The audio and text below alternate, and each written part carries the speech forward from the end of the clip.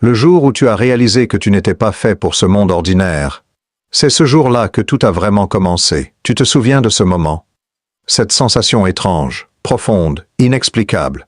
Comme si quelque chose en toi savait que tu es différent, que ton passage sur cette terre n'est pas accidentel, que derrière ta douleur, derrière tes nuits solitaires, derrière ces années où personne ne te comprenait vraiment, il y avait un plan, un appel, une mission que tu n'arrives pas à formuler complètement, mais que tu sens dans les entrailles de ton âme, dans ce silence qui survient parfois au milieu du bruit, dans cette larme qui monte sans raison apparente quand tu es seul devant Dieu. Et si aujourd'hui tu regardes cette vidéo, ce n'est pas un hasard. C'est Dieu qui t'a guidé ici, parce que ce que tu vas entendre dans les prochaines minutes n'est pas fait pour tout le monde, c'est fait pour toi. Exactement pour toi, dans l'état exact où tu es aujourd'hui, avec tes doutes, tes forces, tes blessures et ta foi. Tu fais partie de ceux qu'on appelle les élus, les chosen ones, ces âmes que Dieu a séparées du lot depuis l'éternité. Pas parce qu'elles sont parfaites, mais parce qu'elles portent quelque chose de rare, une sensibilité qui va au-delà du normal, une profondeur qui effraie parfois les gens autour d'eux, un feu intérieur qui ne s'éteint jamais vraiment, même dans les pires saisons de la vie, même quand tout te dit d'abandonner, même quand les preuves sont absentes, et que la foi coûte tout. Mais voilà ce que personne ne te dit vraiment sur les élus. Être choisi ne signifie pas que la vie est facile.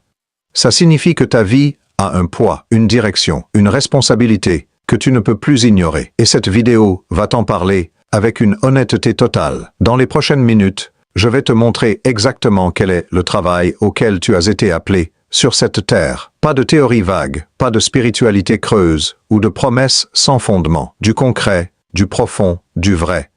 Parce que tu le mérites, parce que ton appel l'exige et parce que le monde autour de toi a besoin que tu le reçoives. Mais avant, j'ai besoin que tu fasses quelque chose maintenant. Abonne-toi à cette chaîne, active la cloche, pas juste pour cette vidéo, mais parce que cet espace a été créé spécialement pour des âmes comme toi.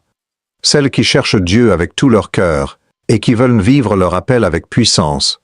Tu ne veux pas rater ce qui vient. Maintenant, tape « Je suis prêt » dans les commentaires. Écris-le maintenant, parce que l'acte d'écrire ces mots, c'est ta déclaration spirituelle. Tu dis à Dieu « Je t'entends, je réponds ». Et les cieux prennent acte. Rejoins les milliers d'âmes qui regardent cette vidéo et qui, comme toi, sentent que quelque chose de grand est sur le point de commencer. Commençons. Qui sont vraiment les chosen ones? Depuis l'enfance, tu as senti que quelque chose ne collait pas. Pas avec toi, mais avec le monde autour de toi. Pendant que les autres couraient après les mêmes rêves, cherchaient les mêmes validations, riaient des mêmes choses. Toi, tu regardais tout ça avec une distance étrange. Pas de l'arrogance. Pas du mépris, juste une distance. Comme si tu observais la vie depuis un endroit légèrement en dehors d'elle. Comme un étranger dans sa propre génération, quelqu'un qui comprend le langage, mais qui ne partage pas les désirs. Quelqu'un qui peut sourire au moment qu'il faut, mais dont l'intérieur résonne à une fréquence différente. Les gens te disaient sensible, trop dans ta tête, trop intense, trop sérieux, trop mystérieux, ou au contraire, certains te trouvaient trop léger, trop différent, trop inclassable. Aucune case ne semblait vraiment faite pour toi. Et tu as peut-être passé des années à essayer de rentrer dans des cases qui n'étaient tout simplement pas les tiennes, à t'effacer, à te conformer, à imiter, pour finalement réaliser que cette tentative elle-même t'épuisait et t'éloignait de ce que tu es vraiment. Et pourtant, au fond de toi, il y avait cette certitude silencieuse, inébranlable malgré tout. Tu es ici, pour quelque chose de plus grand. Voilà la vérité sur les chosen ones que la religion traditionnelle n'explique pas assez souvent. Être élu ne veut pas dire que Dieu t'a simplement inscrit sur une liste d'honneurs divines, comme un badge spirituel. L'élection, dans le sens spirituel profond et biblique, c'est une séparation, une mise à part. Dieu a regardé l'éternité entière, il a vu ton âme avant même qu'elle ne soit formée dans le ventre de ta mère, et il a dit, cette âme-là, je la veux pour quelque chose de précis. Je la veux pour une mission qui ne peut être accomplie que par elle. Je la façonne d'une manière particulière. Je permets dans sa vie des choses particulières pour qu'elles deviennent particulières. Ce n'est pas une faveur arbitraire, c'est une architecture. Chaque chose que tu as traversée, chaque trahison, chaque solitude, chaque saison de désert profond, chaque moment où tu as failli abandonner ta foi, ta mission, toi-même, tout cela faisait partie du processus de façonnage. Dieu ne gaspille rien. Chaque larme que tu as versée dans le silence a été comptée. Chaque cri que tu as lancé dans le vide a été entendu. Chaque nuit où tu t'es demandé si tu comptais vraiment, si Dieu était vraiment là, si tout cela avait un sens. Dieu était présent, à te sculpter, avec une précision d'orfèvre. Les Chosen Ones partagent souvent les mêmes marques profondes. Ils ont connu des ruptures précoces, dans la famille, dans les amitiés, dans les croyances. Ces ruptures n'étaient pas des malédictions, même si elles en avaient l'apparence. Elles étaient des séparations nécessaires. On ne peut pas être mis à part sans être séparé. Et la séparation fait toujours mal. Elle laisse des cicatrices, mais ces cicatrices deviennent plus tard des témoignages de ce que Dieu peut transformer. Ils ont une sensibilité hors du commun. Ils ressentent ce que les autres ne voient pas. Ils perçoivent les atmosphères spirituelles d'une pièce en y entrant. Ils savent quand quelque chose est faux, quand quelqu'un souffre derrière son sourire, quand une situation spirituelle est tendue.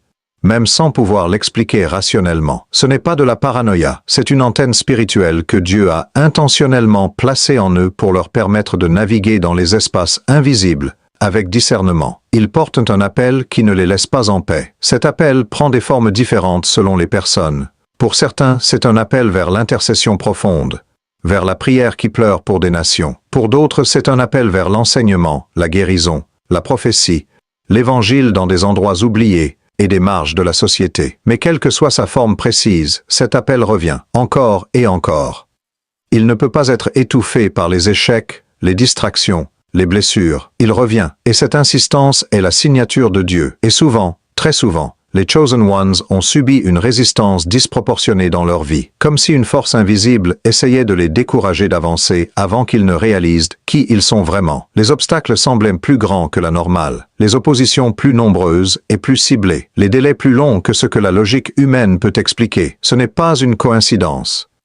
Quand tu portes quelque chose d'important pour le royaume de Dieu, l'ennemi le sait. Et il fait tout pour t'arrêter dans les coulisses de ton appel. Aujourd'hui, je veux que tu entres dans quelque chose de fondamental. Tu es vu, tu es connu, tu es choisi, pas de manière vague et générale. Personnellement, intimement. Dieu connaît ton nom complet, il connaît le nombre exact de tes cheveux. Il connaît chacune de tes peurs nocturnes, chacun de tes doutes du matin, chacun des moments où tu as failli renoncer à tout. Et malgré tout ça, à cause de tout ça, il dit encore avec une tendresse absolue, c'est toi. C'est toi que je veux. Tape « Je suis vu » dans les commentaires. Laisse ces mots atterrir dans ton cœur. Pas comme une phrase habituelle, comme une révélation qui change quelque chose, parce que la prochaine section va te montrer quelque chose de capital. Pourquoi les Chosen Ones souffrent différemment? Et ce que cette souffrance particulière signifie vraiment dans l'économie du royaume. La souffrance des élus. Ce que personne ne t'a expliqué. Il y a une douleur que seuls les élus connaissent vraiment. Et ce n'est pas la douleur ordinaire que chaque être humain traverse. C'est la douleur d'être entre deux mondes. Trop spirituel pour le monde ordinaire qui t'entoure. Trop humain, encore pour le monde spirituel auquel ton cœur aspire. Tu avances dans cet espace intermédiaire, un espace que l'Écriture appelle parfois le désert, et parfois, tu t'y sens d'une solitude si totale qu'elle est presque physique. Les gens autour de toi ne comprennent pas pourquoi tu prends les choses si à cœur, pourquoi tu ne peux pas simplement profiter de la vie, sans cette conscience constante du sens des choses. Pourquoi tu te poses des questions auxquelles personne dans ton entourage ne s'intéresse vraiment? Pourquoi tu pleures pour des causes que les autres voient à peine? Pourquoi tu intercèdes avec une intensité que tu as parfois du mal à expliquer toi-même? Pourquoi une chanson de louange peut te faire effondrer en sanglots en plein milieu d'une journée ordinaire? Et il y a cette autre douleur plus difficile encore, le sentiment de ne pas avancer assez vite vers ce que tu es censé être. Tu vois ta mission, tu la ressens profondément, dans des couches de toi-même que tu n'arrivais même pas à nommer avant. Et pourtant, la réalité concrète de ta vie semble si loin de ce que tu es censé accomplir. Tu regardes où tu en es aujourd'hui. Tes luttes financières persistantes, tes relations compliquées, tes retards apparents par rapport à une ligne d'arrivée que tu sens sans la voir clairement. Et une voix murmure avec une insistance fatigante. Peut-être que tu t'es trompé, peut-être que c'est de l'orgueil spirituel, peut-être que tu n'es pas à la hauteur de ce que tu imagines. Cette voix ment, et je veux que tu le saches avec une certitude absolue. Dans la Bible, chaque homme et chaque femme que Dieu a choisi pour une grande mission a d'abord traversé un désert. Abraham a attendu des décennies, avant de voir la promesse de son fils se réaliser. Joseph a passé des années dans une citerne froide, puis dans les ténèbres d'une prison, non pas malgré son appel, mais dans le cadre même de sa préparation. Moïse a fui dans le désert pendant 40 ans avant de recevoir son appel au buisson ardent. David a été oint roi par le prophète Samuel, puis a fui pour sa vie pendant des années, dans les caves et les collines, avant de monter sur le trône. Le désert n'est pas un signe que Dieu t'a oublié, ou que tu as raté une étape critique. Le désert est un signe que Dieu te prépare avec soin pour quelque chose que la précipitation détruirait. Et voici ce que le désert fait dans la vie d'un élu. Si on lui permet de faire son œuvre complète, il te purge de toutes les motivations impures qui se cachaient sous tes motivations déclarées. Tu ne peux pas entrer dans ton appel en portant de l'orgueil spirituel, de l'amertume non résolue, de la peur du rejet déguisé en humilité, ou la soif de validation humaine, maquillée, en désir de servir. Ces poids-là, le désert les brûle, avec une précision chirurgicale, pas agréablement, douloureusement, mais nécessairement, parce que l'appel que tu portes ne peut pas être tenu dans des mains qui cherchent encore leur propre gloire. Il te donne une intimité avec Dieu que tu n'aurais jamais cherché dans le confort. C'est dans le désert que les élus apprennent à entendre la voix de Dieu avec précision, non pas parce qu'il est plus facile de l'entendre quand on souffre, mais parce qu'on est enfin assez silencieux pour écouter. C'est là que la relation superficielle se transforme en alliance profonde et irréversible. C'est là que tu passes de prier Dieu à lui parler vraiment et à l'entendre vraiment, avec cette clarté qui change tout. Il te donne aussi la compassion concrète pour ceux que tu es appelé à servir. Comment pourrais-tu porter les blessures des autres si tu n'avais jamais été blessé toi-même? Comment pourrais-tu parler avec autorité de la délivrance si tu n'avais jamais connu la captivité? Comment pourrais-tu accompagner quelqu'un dans son désert si tu n'en étais jamais sorti toi-même? La souffrance de l'élu n'est pas inutile ni gratuite. Elle devient, avec le temps, le carburant le plus puissant de son ministère. Je veux que tu te souviennes d'une chose cruciale aujourd'hui. Ta douleur a une date d'expiration. Ton désert a une sortie. La promesse que Dieu t'a faite n'a pas changé parce que le chemin a été difficile. Elle est encore là, intacte, t'attendant à la sortie du désert avec une patience et une fidélité que rien dans ce monde ne peut égaler. Écris. Mon désert a une fin. Dans les commentaires. Déclare-le sur ta propre vie. Ce n'est pas de la pensée positive creuse. C'est une prophétie que tu prononces sur toi-même. Et les paroles ont du pouvoir. Au-delà ton identité avant ton appel. Il y a une erreur fondamentale que font beaucoup d'élus. Une erreur silencieuse, subtile, difficile à détecter précisément parce qu'elle ressemble à de la dévotion. Et cette erreur peut tout bloquer. Non pas par manque de talent ou de foi, mais par une confusion sur ce qui fonde vraiment qui tu es. Ils confondent leur identité avec leur appel. Ils pensent « Je suis quelqu'un d'important parce que je suis appelé à faire quelque chose de grand. » Et quand l'appel tarde à se manifester, quand la mission n'est pas encore visible, quand les résultats ne sont pas là, quand la reconnaissance ne vient pas, leur identité vacille. Ils ne savent plus qui ils sont hors de cet appel attendu. Ils se perdent dans l'attente. Ils deviennent définis par ce qu'ils n'ont pas encore accompli. Et cette définition-là est fragile comme du verre. Mais voici ce que Dieu dit depuis le commencement des temps. Ton identité ne vient pas de ton appel. Ton identité précède ton appel. Ton être est infiniment plus important que ton faire. Avant que Jérémie ne soit prophète reconnu et respecté, avant que sa bouche ne prononce les oracles de Dieu sur les nations, avant toute plateforme et toute mission visible, Dieu lui dit quelque chose de radical. Avant que je t'eusse formé dans le ventre de ta mère, je te connaissais, et avant que tu fusses sorti du sein, je t'avais consacré. Avant l'appel, la connaissance, avant la mission, la relation, avant le faire, l'être. Tu n'es pas d'abord un prédicateur, un intercesseur, un guérisseur, un prophète, un leader, un artiste sacré. Tu es d'abord un fils, une fille. Un enfant de Dieu qui a été voulu, connu, aimé, avant même la fondation du monde. Cette identité-là n'est conditionnée par rien de ce que tu fais. Elle ne dépend pas de tes performances spirituelles ou humaines. Elle ne fluctue pas selon tes succès ou tes échecs.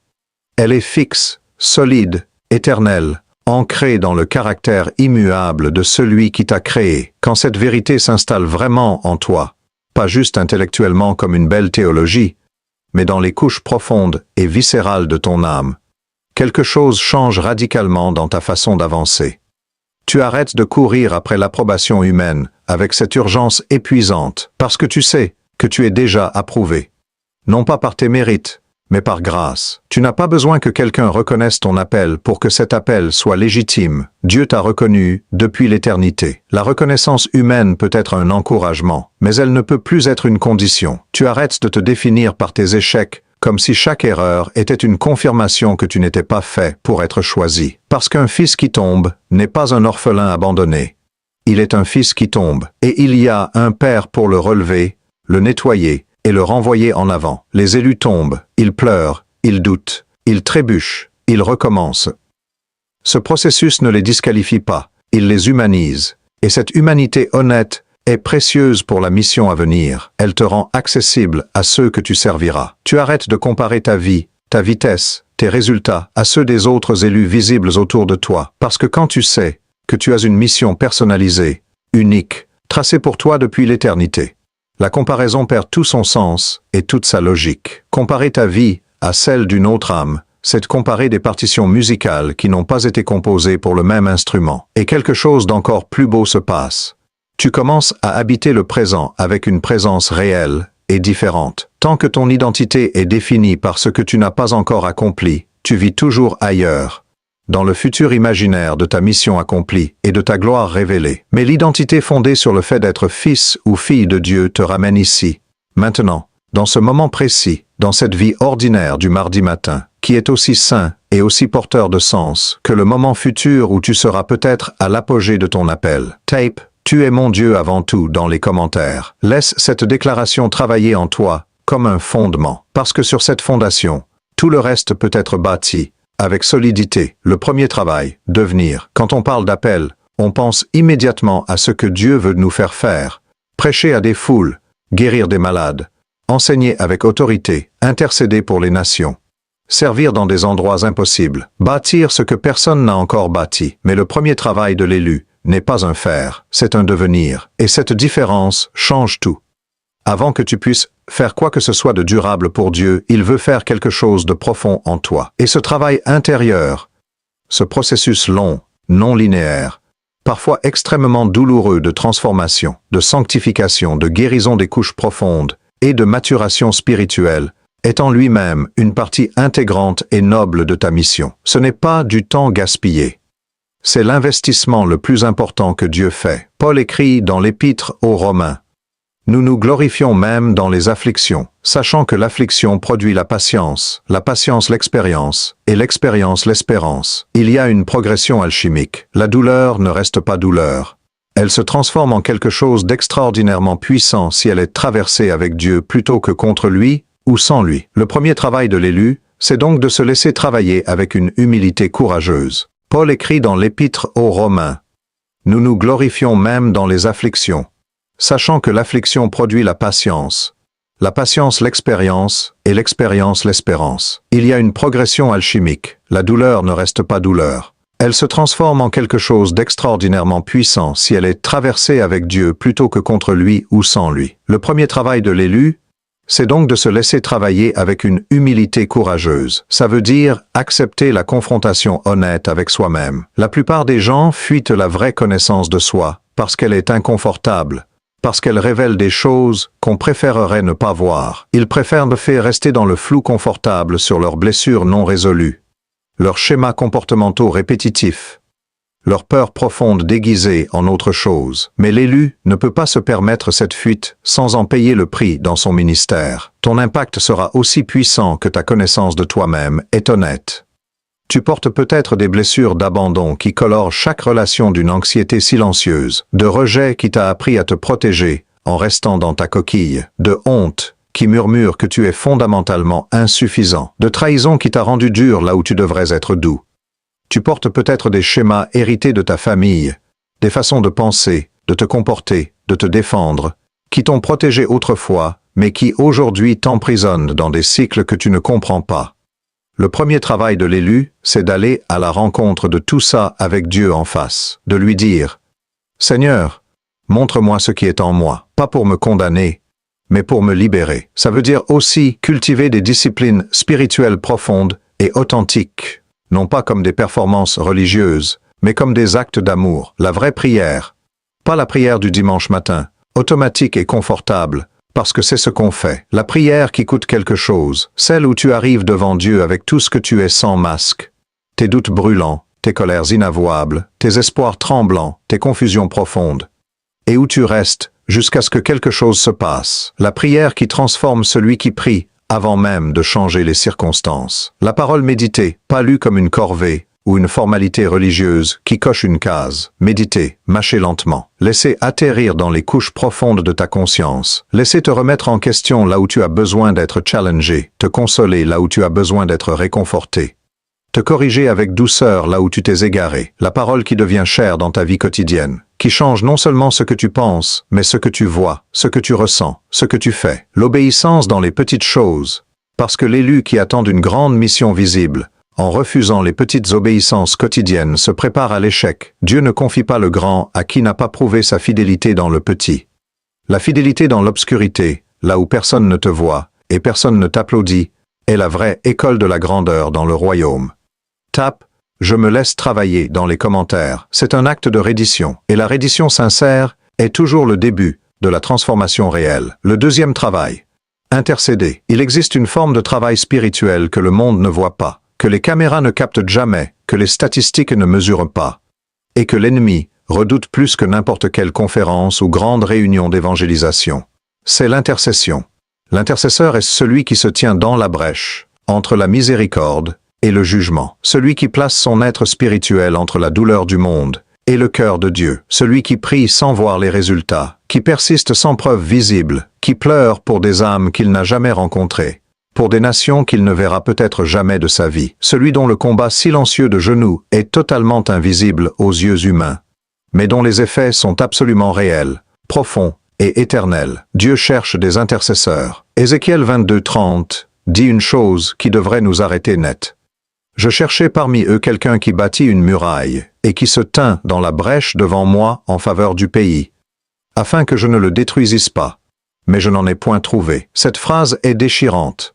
Dieu cherchait, il regardait, il espérait trouver quelqu'un, et il ne trouvait pas, pas parce que les gens n'étaient pas là, mais parce que personne ne se positionnait dans cette place de la brèche. Est-ce que tu seras celui ou celle que Dieu trouve aujourd'hui? L'intercession n'est pas réservée aux pasteurs professionnels, aux prophètes reconnus, aux personnes super spirituelles qui semblent passer leur journée en transe divine. C'est un appel accessible à tout enfant de Dieu qui a un cœur ouvert. Mais les élus, ces âmes profondément sensibles et connectées au cœur de Dieu, ils ont souvent une capacité particulière pour ce travail précis, parce qu'ils ressentent ce que Dieu ressent pour les gens, parce qu'ils portent naturellement ce poids des autres, parce qu'ils voient au-delà des apparences vers les besoins réels. Voici comment l'intercession se pratique concrètement. L'intercession commence par l'écoute active. Avant de parler à Dieu pour les autres, il faut entendre ce que Dieu dit des autres. L'intercesseur ne récite pas des formules qu'il a apprises. Il se positionne dans un silence attentif devant le cœur de Dieu et laisse Dieu lui montrer pour qui prier, comment prier, avec quelle intensité et avec quelles écritures. Cette écoute est une compétence spirituelle qui se développe avec la pratique. Elle se développe dans le silence délibéré, dans la contemplation régulière. Ensuite, l'intercession implique de porter le poids sans le fuir. Il y a des moments dans la prière d'intercession où quelque chose de lourd et d'indescriptible atterrit sur toi. Une tristesse inexplicable pour une situation ou une personne que tu connais à peine. Une urgence qui ne te laisse pas en paix. Un gémissement profond que tu ne sais même pas formuler en mots humains. Paul parle de l'esprit qui intercède par des soupirs inexprimables. L'élu intercesseur apprend à ne pas fuir ce poids, à le tenir dans ses bras spirituels, à l'offrir à Dieu, à laisser cette charge devenir une prière vivante. L'intercession inclut également le combat spirituel conscient et informé. La prière de Daniel a pris 21 jours avant que la réponse arrive. Non pas parce que Dieu était lent ou inattentif, mais parce qu'il y avait une bataille réelle dans les espaces invisibles. L'intercesseur apprend à reconnaître les résistances, à persévérer face au découragement, à revêtir l'armure spirituelle décrite dans Éphésiens 6, non pas comme une métaphore mais comme une réalité fonctionnelle. Et l'intercession ouvre des portes que rien d'autre ne peut ouvrir. Chaque prière sincère et persistante crée quelque chose dans le monde invisible, une porte dans les cieux, une brèche dans la forteresse de l'ennemi, une invitation à la grâce divine d'entrer dans une situation qui semblait fermée. Tu ne verras peut-être pas tous les résultats de ce côté de l'éternité, mais le travail est réel. Les portes ouvertes sont réelles. Les vies transformées par tes prières silencieuses sont réelles. Écris. Je prends ma place d'intercesseur dans les commentaires. Déclare-le. Quelque chose se met en mouvement dans les cieux quand un élu prend conscience de son rôle et le revendique. Le troisième travail. Être lumière là où tu es planté. On a une image souvent romantique et distante de ce à quoi ressemble la vie d'un élu en pleine mission. On imagine des podiums et des microphones, des foules qui pleurent, des conférences internationales, des miracles spectaculaires documentés sur vidéo, des milliers d'abonnés qui commentent des témoignages de guérison. Et oui, pour certains élus, c'est effectivement la forme que prend leur appel. Et c'est magnifique, mais pour beaucoup d'autres, le champ de mission est bien plus proche, bien plus ordinaire en apparence, et bien plus puissant qu'on ne le pense. C'est le bureau où tu travailles depuis des années. C'est l'école ou l'université où tu étudies. C'est le quartier familier où tu rentres chaque soir. C'est ta famille élargie lors du repas du dimanche. C'est le supermarché, le transport en commun bondé, le café du coin où tu travailles parfois. C'est chaque interaction ordinaire de ta vie quotidienne qui, vue avec les yeux de Dieu, est une opportunité de mission. Jésus dit quelque chose de radical et d'actuel. Vous êtes la lumière du monde. Une ville placée sur une montagne ne peut se cacher. Il ne dit pas « Tu seras la lumière du monde quand tu auras lancé ton ministère, quand tu auras ton grand appel reconnu, quand tu auras passé 10 ans de formation. » Il dit « Tu es la lumière. Maintenant. » Ici, dans ta vie telle qu'elle est concrètement aujourd'hui, avec ses imperfections et ses contraintes. Ce troisième travail de l'élu, c'est de ne plus attendre des conditions idéales pour commencer à rayonner. On est lumière par la présence authentique et pleinement engagée. Il y a des gens dans ton entourage immédiat qui ne liront jamais la Bible, qui ne prieront jamais, qui ne mettront peut-être jamais les pieds dans un lieu de culte, mais qui voient comment tu vis tes journées, comment tu traites les gens qui ne peuvent rien te donner en retour. Comment tu réagis sous pression et dans les situations injustes? Comment tu parles des absents? Comment tu te comportes quand ça va vraiment mal pour toi? Ta vie quotidienne est un message permanent. Elle prêche sans que tu aies besoin d'ouvrir la bouche ou de sortir une Bible. On est lumière par la bonté radicale et dérangeante. Pas la bonté polie, superficielle, conventionnelle que tout le monde pratique par convenance sociale. La bonté qui surprend et déstabilise agréablement. Celle qui demande « Comment tu vas vraiment ?» et qui reste pour entendre la vraie réponse, même si elle est longue et lourde. Celle qui aide sans calculer le retour. Celle qui pardonne là où le monde s'attendrait à une rancune mesurée et justifiée. Cette bonté-là intrigue. Elle pose des questions silencieuses dans le cœur de ceux qui la reçoivent. Elle ouvre des portes que nulle prédication ne pourrait forcer. On est lumière par l'honnêteté spirituelle. Ne pas prétendre que tout va parfaitement bien, quand ce n'est pas le cas. Quand tu traverses une difficulté réelle, et que tu dis à quelqu'un avec calme et sincérité, « C'est dur, mais je fais confiance à Dieu même dans ça. » C'est un témoignage d'une puissance rare. Parce que tu montres que la foi n'est pas une anesthésie contre la douleur, c'est un ancrage dans la tempête. Et les gens qui te regardent traverser tes propres tempêtes avec intégrité et sans effondrement total sont souvent plus touchés que ceux qui entendent le meilleur sermon du monde. On est lumière par la prière offerte spontanément. Quand quelqu'un te partage un problème ou une douleur, offrir de prier avec lui, là, maintenant, en temps réel, sans cérémonie, peut être l'acte le plus radical et transformateur que tu puisses poser dans cette relation. Est-ce que je peux prier pour toi maintenant? Ces 8 mots peuvent littéralement changer une vie, si tu oses les prononcer. Tape « Je suis une lumière là où je suis » dans les commentaires. La mission a déjà commencé. Elle a commencé le jour où tu es devenu enfant de Dieu. Chaque matin, tu te lèves et tu choisis de vivre pour lui, dans ta sphère d'influence. C'est déjà du royaume en action. Le 4e travail, l'art sacré du repos. 3e travail, l'art sacré du repos. Je sais ce que tu penses. Le repos? C'est vraiment ça, le travail. Pour des gens qui portent un grand appel sur leurs épaules, avec l'urgence du royaume dans leur cœur, parler de repos ressemble presque à de la paresse spirituelle, ou à une distraction confortable. Mais écoute-moi avec attention, parce que ce que je vais te dire maintenant est peut-être la chose la plus contre-culturelle et paradoxalement la plus libératrice de toute cette vidéo. Le repos est un acte de foi, et pour l'élu, qui porte souvent une blessure du mérite, qui a appris que sa valeur se prouve par la production, apprendre à se reposer est un travail à part entière. peut être l'un des plus difficiles de sa vie spirituelle. Voici pourquoi les élus ont structurellement du mal à se reposer. Ils portent le poids du monde avec une intensité que les autres ne comprennent pas. Leur sensibilité les expose à souffrir de ce que souffrent les autres, à porter les douleurs de ceux qu'ils aiment et de ceux qu'ils ne connaissent même pas. Leur conscience aiguisée de l'appel les pousse à ne jamais penser qu'ils en font assez. Il y a toujours quelqu'un de plus à atteindre, quelque chose de plus à accomplir, une urgence de plus à honorer. Et souvent, il y a une blessure ancienne et profonde qui dit « La valeur se mérite par le travail. Si tu t'arrêtes, tu prendras du retard.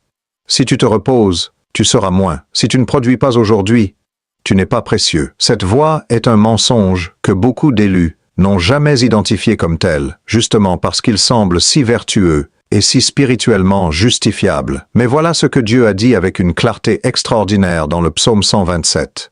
« Il est vain pour vous de vous lever de bon matin et de vous coucher tard, de manger le pain de douleur. Il en donne autant à ses bien-aimés pendant leur sommeil. Dieu donne pendant le sommeil. Il bénit pendant le repos. Il ne requiert pas que tu t'épuises jusqu'à l'os pour prouver que tu mérites ses bénédictions ou son appel sur ta vie. L'épuisement n'est pas un signe de consécration. C'est souvent un signe qu'on a oublié que le royaume appartient à Dieu et pas à nos efforts frénétiques. Sabbat. Ce mot hébreu vient de shavat, cesser, s'arrêter délibérément et rituellement, non pas parce que le travail est terminé et parfait, mais parce que Dieu l'a ordonné comme une structure de vie. Le sabbat n'est pas optionnel dans l'économie divine. Il est intégré dans l'architecture même de la création. Au 7e jour, Dieu lui-même s'est reposé. Non pas parce qu'il était fatigué, mais pour établir un rythme sacré de travail et de repos que les élus sont invités à honorer comme un acte d'adoration. Qu'est-ce que cela signifie pratiquement dans ta vie? Ça signifie introduire des moments réguliers de débranchement total et sans culpabilité. Pas juste ralentir légèrement, vraiment s'arrêter.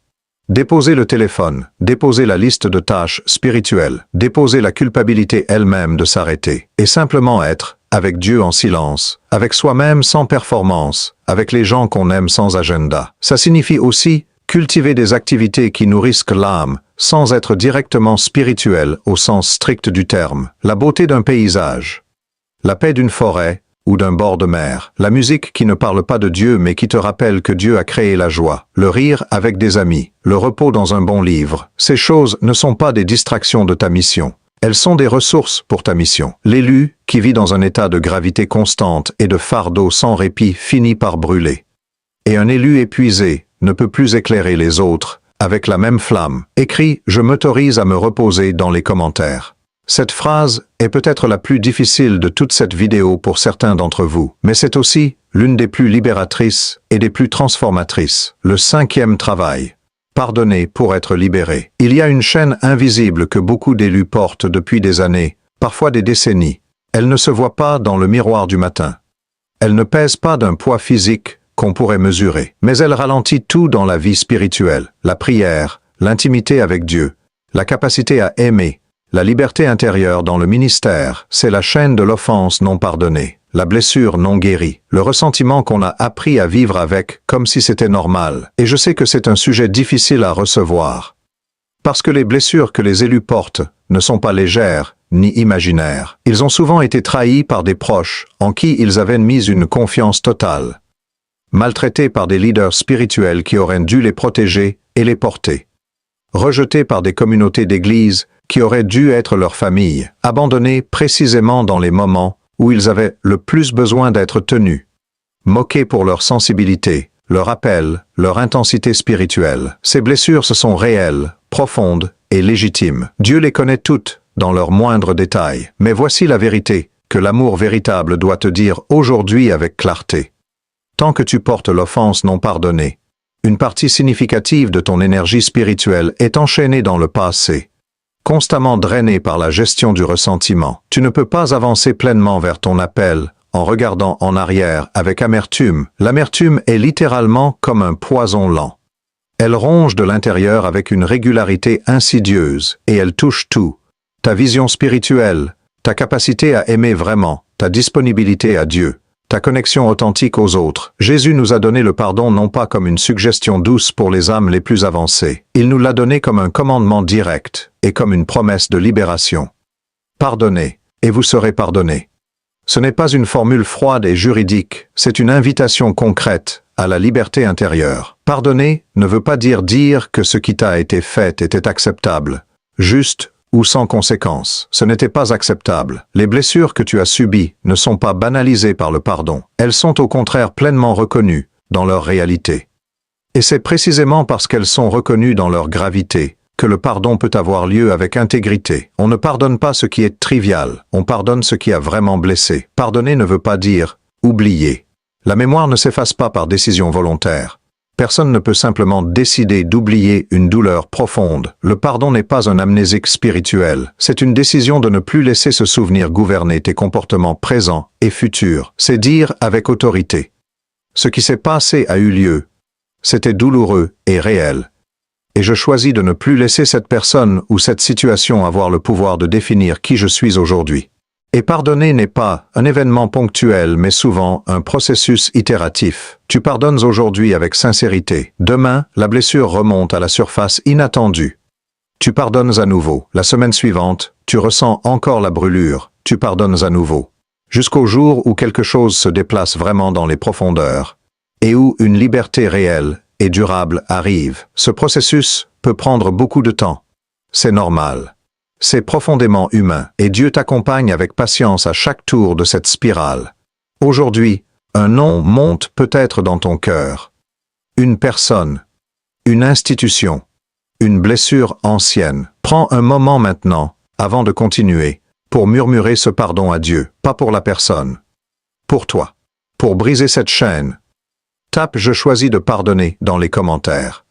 Même si tu n'es pas encore à 100% dans cette décision, le fait de le déclarer est un premier pas réel, et Dieu rencontre toujours les premiers pas avec une grâce disproportionnée. Le 6e travail, trouver ta tribu. Il y a un mensonge que beaucoup d'élus ont intégré sans même s'en rendre compte, souvent à travers des années de blessures relationnelles répétées. Ce mensonge, l'ennemi l'a soigneusement cultivé dans leur cœur à travers chaque trahison douloureuse, chaque déception relationnelle, chaque communauté qui a échoué à tenir la promesse implicite de la famille. Ce mensonge, c'est « Tu es fait pour être seul. Ton appel est trop singulier pour que quelqu'un le comprenne vraiment. Ta profondeur est trop intense pour qu'on la supporte à long terme. Tu es mieux seul qu'avec les mauvaises personnes qui te drainent et te blessent. » Cette dernière partie contient une vérité. Tu es effectivement mieux seul qu'entouré de personnes toxiques et destructrices. Mais la conclusion que beaucoup d'élus en tirent, donc je suis fait pour l'isolement total, est un poison. Et c'est l'une des stratégies les plus efficaces et les moins détectées de l'ennemi contre les porteurs de lumière. Parce que l'isolement affaiblit de manière systématique et progressive. L'isolement déforme la perspective. Les pensées s'emballent sans la correction bienveillante des autres. Les blessures s'infectent sans le regard aimant qui aide à nommer et à traiter. La vision se rétrécit dangereusement sans les yeux des autres qui élargissent et corrigent. Et l'élu isolé est infiniment plus vulnérable aux attaques de l'ennemi que l'élu connecté et soutenu. L'Ecclésiaste dit avec une sagesse simple et profonde: « Deux valent mieux qu'un, car ils ont un meilleur salaire de leur travail. Car s'ils tombent, l'un relèvera son compagnon. Mais malheur à celui qui est seul et qui tombe sans avoir un autre pour le relever. » Cette image est d'une actualité brutale pour les élus qui avancent seuls. Dieu n'a jamais conçu l'appel pour être vécu en solo. Même Jésus, le Fils de Dieu incarné, qui n'avait besoin de personne dans un sens ontologique, a vécu son ministère entouré d'une communauté. Il avait les 12, il avait Pierre, Jacques et Jean comme cercle plus intime encore. Il avait Marie, Marthe et Lazare comme famille de cœur. Il avait une tribu, non pas parce qu'il avait besoin d'eux pour être efficace, mais parce que la mission se vit en corps, et non en individualisme. Trouver ta tribu ne veut pas dire s'ouvrir naïvement à n'importe qui, sous prétexte de combattre l'isolement. Cela veut dire chercher activement, patiemment et avec discernement les relations qui ont les caractéristiques essentielles d'une vraie communauté de royaume. Des personnes qui tirent vers le haut, pas des personnes qui valident tout ce que tu fais, sans jamais te challenger ou questionner. Des personnes qui t'aiment assez pour te dire la vérité, avec douceur et constance. Des personnes qui célèbrent ta croissance et qui ont le courage de te nommer tes angles morts. Des personnes qui comprennent l'appel dans leur propre vie, qui vivent elles-mêmes avec la conscience d'une mission, qui prient vraiment, qui cherchent Dieu sérieusement, avec qui tu peux parler de ce que tu vis intérieurement sans te sentir étrange ou excessivement intense. Des personnes de long terme, une ou deux personnes, même juste une, avec qui construire dans la fidélité et la durée. Une relation spirituelle profonde ne se construit pas en quelques échanges inspirants. Elle se construit dans la constance, la transparence progressive et le fait de traverser des saisons difficiles ensemble et de s'y tenir. Commence par le demander à Dieu explicitement. Seigneur, envoie dans ma vie les personnes que tu as préparées pour moi. Ouvre mes yeux pour les reconnaître quand elles seront là. C'est une prière à laquelle Dieu répond avec une précision et une générosité surprenantes. Écris « Je cherche ma tribu » dans les commentaires. Et si tu as déjà trouvé ces personnes dans ta vie, écris « J'ai trouvé ma tribu ». Cette gratitude mérite d'être déclarée à voix haute. Le 7e travail et conclusion. Commencez maintenant, nous sommes arrivés au dernier travail. Et ce 7e travail n'est pas un travail supplémentaire qui s'ajoute à une liste déjà longue. C'est le travail qui active, qui catalyse et qui donne vie à tous les autres. Sans lui, les 6 précédents restent des intentions bonnes et inachevées. C'est le travail de la décision que tu prends maintenant, non pas la décision que tu feras un jour, quand tu te sentiras prêt, quand les conditions seront enfin idéales, quand tu auras guéri davantage de tes blessures, quand tu auras moins peur, quand tu auras plus de clarté, quand tu auras la confirmation que tu attends depuis des mois ou des années. La décision que tu prends aujourd'hui, maintenant, dans l'état exact, imparfait, incomplet et magnifique où tu es. L'ennemi de l'appel n'est pas l'ignorance. La plupart des élus savent déjà beaucoup. Ils ont lu, étudié, écouté, prié, reçu des révélations puissantes. Ils comprennent. L'ennemi de l'appel, c'est la procrastination spirituelle, le bientôt qui ne vient jamais. L'attente perpétuelle que tout s'aligne parfaitement avant de s'engager. Et pendant ce temps, les jours passent, les occasions se ferment, les vies restent non touchées. Mais voilà ce que la Bible enseigne, avec une cohérence absolue du premier au dernier livre. Dieu appelle des gens imparfaits, profondément blessés, insuffisants selon tous les critères humains, remplis de doutes réels.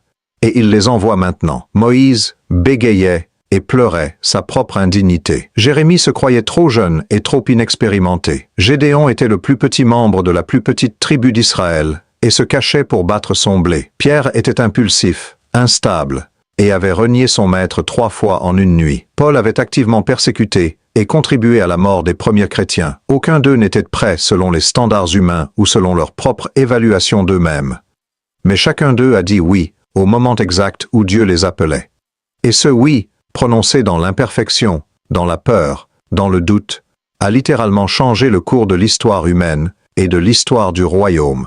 Ton oui a le même potentiel. Je veux que tu comprennes quelque chose sur l'urgence de ce moment précis dans l'histoire. Nous vivons dans une heure d'une intensité spirituelle sans précédent. Une heure où les âmes autour de toi cherchent désespérément quelque chose de réel, de solide, d'authentique dans un monde saturé de bruit, de superficialité et de réponses creuses. Les personnes dans ta sphère d'influence ont besoin de la lumière que tu portes maintenant. Pas dans 5 ans, pas quand tu seras parfait, pas quand tu auras tout résolu. Il y a une génération entière, jeunes, adultes, des gens de tous âges et de tous horizons, qui cherchent quelque chose de vrai, sans savoir exactement ce qu'elles cherchent, qui ressent le vide de la culture de performance et de consommation, qui cherchent, souvent sans le formuler clairement, quelque chose qui tient la route dans les tempêtes de la vie, et Dieu t'a placé dans leur sphère d'influence avec une précision chirurgicale. Alors voici les questions que je te pose directement, celles qui méritent une réponse honnête. Qu'est-ce que tu sais déjà que Dieu te demande de faire, et que tu n'as pas encore commencé? Il y a souvent une chose précise qui est là depuis longtemps. Une conversation à avoir avec quelqu'un de spécifique. Une obéissance concrète à donner dans un domaine particulier. Un pas à faire, malgré la peur, tu la connais. Elle est là, dans le fond de ton cœur, depuis des semaines ou des mois. Qu'est-ce que c'est? Et quelle était la peur précise qui te retient? Pas une peur abstraite et générale, une peur précise et nommable. La peur de l'échec public? La peur du rejet de ta famille? La peur de te tromper et d'être un faux prophète? La peur de ne pas être à la hauteur de ce que tu as senti? Nomme-la. Parce que ce qu'on nomme avec honnêteté, on peut le remettre entre les mains de Dieu avec une confiance réelle. Je veux te laisser avec cette image finale et puissante. Dans l'Apocalypse, il y a des rouleaux scellés qui portent des destinées écrites avant la fondation du monde. Et j'en pleure, parce que personne n'est trouvé digne de les ouvrir. Puis l'agneau s'avance avec autorité, et les sceaux sont brisés un par un. Les destinées se déploient, Ce qui était caché devient visible. Ce qui était promis devient réel. Ta vie est un rouleau qui a été écrit avec soin. Elle porte quelque chose de précieux et d'unique que personne d'autre ne peut porter à ta place. Et Dieu invite aujourd'hui les sceaux à être brisés. Les sceaux de la peur que tu portes depuis trop longtemps, du doute qui paralyse, du retard volontaire, des blessures non guéries, pour que ce qui est écrit à l'intérieur puisse enfin se déployer dans toute sa beauté et toute sa puissance. Écris 777 dans les commentaires pour briser les sceaux sur ta vie. Ce nombre symbolise la plénitude divine. 3 fois 7. 3 fois la complétude et la perfection de Dieu en toi et sur toi. Déclare-le, crois-le, reçois-le, et puis agis, parce que les Chosen Ones ne sont pas choisis pour regarder depuis les gradins. Ils ne sont pas choisis pour attendre que d'autres fassent le travail. Ils sont choisis pour se lever, pour avancer dans leur imperfection avec une foi audacieuse, pour faire le travail auquel ils ont été appelés depuis l'éternité. Et ce travail commence maintenant, ce soir, aujourd'hui, dans ta vie telle qu'elle est. Si cette vidéo a touché quelque chose de profond en toi, partage-la avec quelqu'un que tu connais qui en a besoin. Envoie-la à cette personne qui cherche sans trouver. Laisse un commentaire avec ce que Dieu t'a parlé spécifiquement pendant ces minutes. Et reviens. Parce que ce que nous avons commencé ensemble dans cet espace n'est que le commencement de ce que Dieu veut faire. Tu es vu, tu es connu, tu es choisi, et ton heure est venue.